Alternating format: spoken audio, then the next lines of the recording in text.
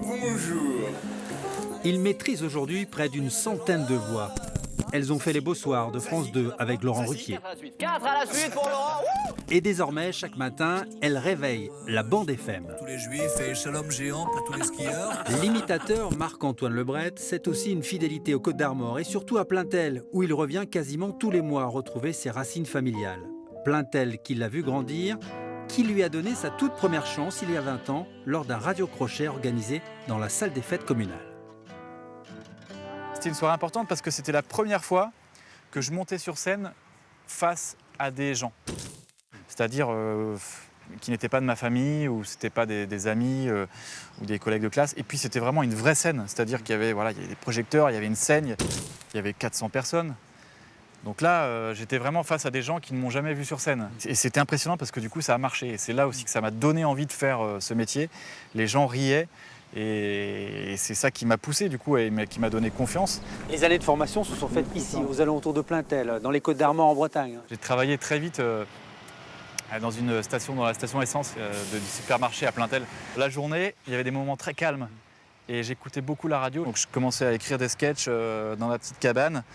Et ensuite, à force d'écouter les voix, etc., c'est là que j'ai commencé aussi à retenir les voix et puis à écrire des petits bouts des sketchs que je faisais le samedi après sur scène un petit peu partout en Bretagne. Vous saviez que c'était ça que vous vouliez faire, c'est-à-dire que même au collège, au lycée, vous n'aviez pas de plan d'études, c'était l'imitation, la scène. Non, parce que j'avais des troubles d'attention, j'ai un peu le syndrome de TDAH, c'est pas un peu, c'est-à-dire que j'ai beaucoup de mal à me concentrer, donc que ce soit pour lire un livre, je me déconcentre très rapidement, j'arrive pas à être attentif pendant 1 heure, c'est impossible, donc je décrochais, j'étais en échec scolaire.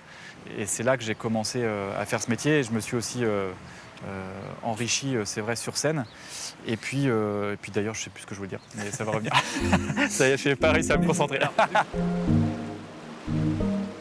Aujourd'hui, le quotidien de Marc-Antoine Lebret, c'est le rythme effréné de Paris ou des tournées à travers la France.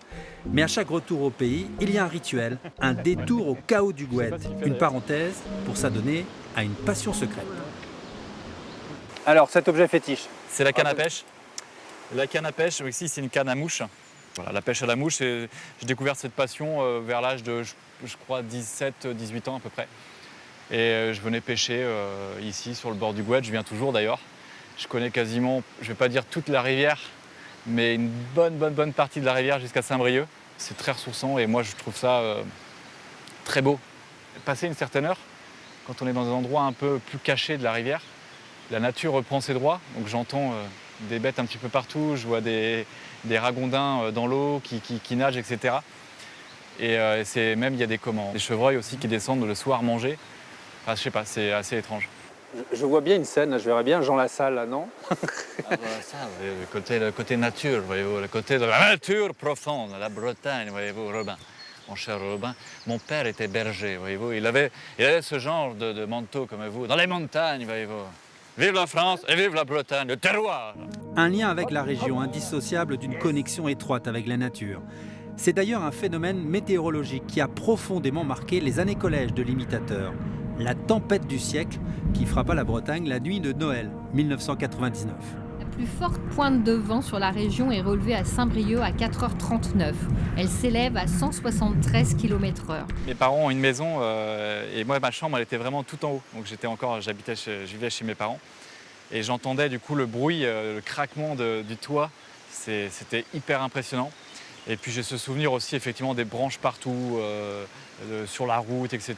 Il y avait même des bouts de toiture un peu partout.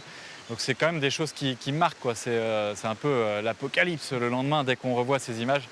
Donc c'était des images qui m'ont effectivement marqué et ça fait aussi partie un peu de, je ne vais pas dire une habitude, mais on a quand même tendance à avoir des vents de temps en temps assez violents et on se fait toujours attention, on se dit toujours attention avec les vents. Voilà, donc c'est toujours même la première tempête où là mes parents l'ont plus connue, moi j'étais à peine né, mais qui avait été très forte aussi. Donc ce sont des choses qui marquent aussi dans l'esprit.